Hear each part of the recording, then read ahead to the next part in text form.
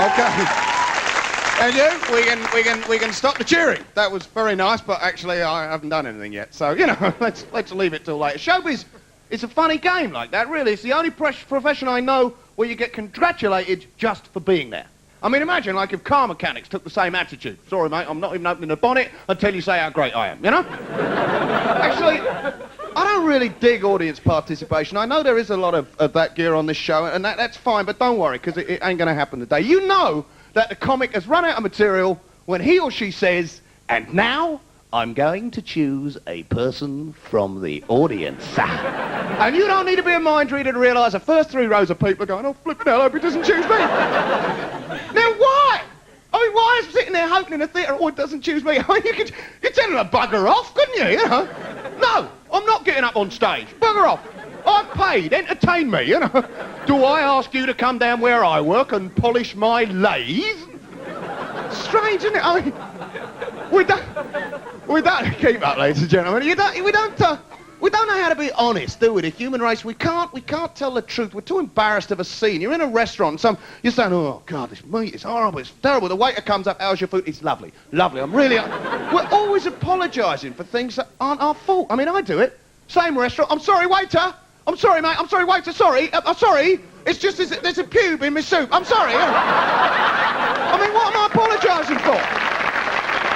I say, why apologise? It's not mine. It's flipping blonde, you know. So, but anyway, the show. We got to get on with the show. We need so that's audience participation. There's little topical material to open the show before we have the great guest. There was a big article in one of the Sunday newspapers. I don't know if you saw it, about population growth, and how the authorities fear that people are not well educated enough regarding contraception. Well, ever conscious of Tonight Live's stern sense of public duty, I thought we might take a little look at the subject. And the first thing that struck me was that whoever it was that came up with the various methods of contraception available, I hazard a guess that it was a bloke. Because let us take a look at what is available for men and women in contraception. Roll up for Ben's Consumer Guide to Contraception. On the ladies' side, there are 3 basic choices. You can either have a little pill, which may or may not give you heart failure and acne. Lovely, lovely, lovely girls. Or the lucky lady in question may choose to favour a small rubber pudding basin, which is instructed to fill with spermicidal napalm. Oh, really gets you in the mood for a shag, that, doesn't it? I mean, you're sitting there thinking, if this stuff kills 6 million sperms, what's it doing inside of my fanny then? Well, I mean, it'd have to cross your mind, wouldn't it? I mean, it's not exactly an aphrodisiac, is it, ladies and gentlemen? You know, the old pudding basin full of napalm. You're half drunk, it's the middle of the night, right? You got to work in the morning. Look, do we have to do it then? Oh, I can't be bothered to put me all right, stay out there, you wouldn't want to see this, it's not. So you stagger into the bathroom, dig out the old pudding basin, half a tube of napalm. Oh, dear. Better put the other half of the tube in, I don't want to get pregnant by him. So there you are. 11:30 at night, you've had one sweet wine too many, you're trying to wrestle this thing up, you're out the bathroom's spinning round your head, you're up, you've forgotten to take your knickers off, you can't focus. You can see 3 gussets, you don't know which one to aim at. Only one of them's real, you got one leg up on the toilet to steady yourself. Really gets you in the mood for a wriggle, doesn't it, girls, eh? Napalm dribbling down your thighs, I mean, you fancied a quickie before, now you just want to be sick. Oh, you can hear him in the bedroom, he's snoring away, you're thinking, when I get this, I'm going to wake him up and make him do it if I have to put it in a splint, I'll tell you. So you're wrestling away with the old slimy pudding basin, trying to get the exact position. Always trying to get the exact position. Oh, it's nearly there, because you're never quite sure. Is that right? Oh, that could... Oh, no, don't want to get pregnant. Oh, is that right? Oh, it's there it is. It's just one little final squeeze, lodge it in a shape. Oh, it shoots across the bathroom. There you go. You say, have another fag. It's gone behind the toilet. All right. You bang your head on the basin, you fish it out from behind the bog. Oh, I must clean that toilet. Oh, really, mate? You're picking off the hairs. You think, well, they might be mine, but I'm not putting them back, that's for sure. You rinse it out, fill it up with more napalm. It's 12:30 by now. Oh, my God, I've filled it with Colgate. You're wondering if fluoride will have the same effect on sperm as it does on plaque, you know. And suddenly you think, oh, why don't I just brush my teeth with it? Eventually you get it all sorted, you know, because Because I've been there. I'm a bit of a new man. I try and take some interest, mutual responsibility. I've been involved. I've caught a few as they shoot across the bar. Oh, yeah, I'm regular Ian Botham, me. It's great cricket training, I'll tell you. I'll tell you, give a whole new meaning to the expression capped for England, that's for sure.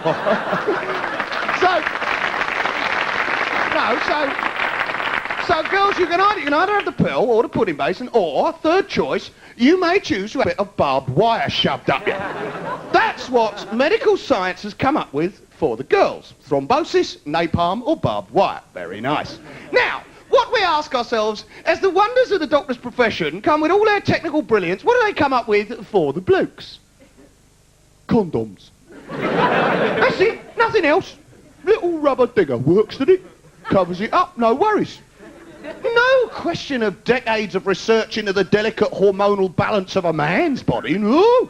No question of sticking a small fish hook down the one eye, is there, no? Condom, that's it. And astonishingly, some men, instead of revelling in their good fortune and getting off so lightly from their responsibilities, they actually complain. They say, I don't like using them. I don't want to use a condom because I don't like them because I'm sensitive, you see, and it spoils my sensitivity in our love making because, you see, I love you, darling, and I'm sensitive and I don't want to use it because I think it spoils it, and I love you, darling, and I'm so sensitive and I love you. So go on, stick a bit of barbed wire up your box, why don't you? Now, a little bit of politics. So, talking about... No, seriously, we must get on, but talking about contraception very quickly, of course, that leads on to the... No, I've been booked, I'm the turn, onto the subject of babies. No, really, because I saw this sticker today. People are funny about babies. They get, you know, fair dues, little babber, but they get very self-righteous. Like those signs that they have on the back of their cars, you know? There's a few nervous punters in tonight. Say nothing, we'll take it off on the way home. No, those on the back of it, it's baby on board. Now, what am I supposed to make of this cryptically delivered bit of information, eh? Oh, yeah, thanks for telling me, mate, because I was about to slam into the back of you, but seeing as how you got a sprog in the car, I'll cover the brake, all right? I'm going to have my own sticker made. Sadly, I have not been fortunate enough to be blessed with children, but I'd still prefer not to die in a car crash, thank you. What are they saying? It's sexual showing off, that's what it is. A real sticker would say, I've done it, and the sprog's the proof. No virgins in this car, eh? All right, ladies and gentlemen, now we got a superb show for you tonight. I'm so pleased to be here. Thanks to Stephen Seven for letting me have to work here. We got terrific music from Chris Heaney and the Groovematics. We've got a couple of wonderful guests. We got, no, we ain't got time tonight, no clapping. We've got a lot to get through. We got the novelist Colin McCulloch and comic actor Jerry Connolly, so plus a little bit more stand-up from me. But right now, it's time to go over to the news desk for the latest news, presented, as always, by Jennifer Kite. Thank you. What about? Everyone's sat now, but that's what we're all thinking. We're all sat down going, ooh. I wonder if they did. Ooh.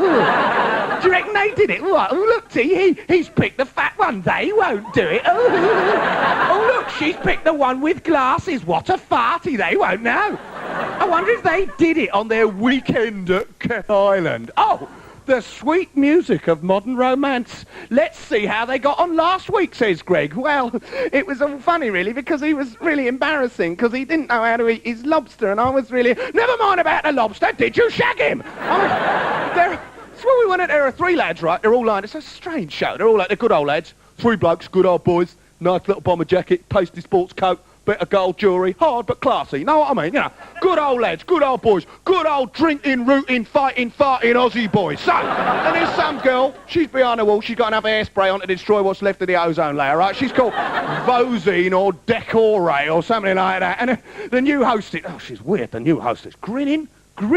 She Anki, her name is interesting name, Anki, Swedish, spelt with a silent W. Anyway, so this poor old Decore, and she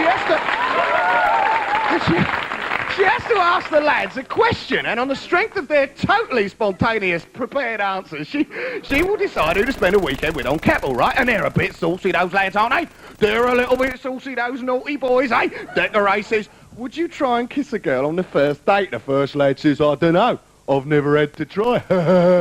He's a lad, he's a boy, he's a little bit saucy. We're laughing, Greg's laughing, the girl's laughing. He's a boy, twinkle in his eye, I could do with an emu. He's a lad, he's a one, we're all laughing, Greg's having a laugh. He says to the girl, watch out for him, mate, watch out for that one. He's a lad, he's a boy, he's a one, he's a lad, he's a wanker, Greg. We can also... I'll tell you, I've got to tell you.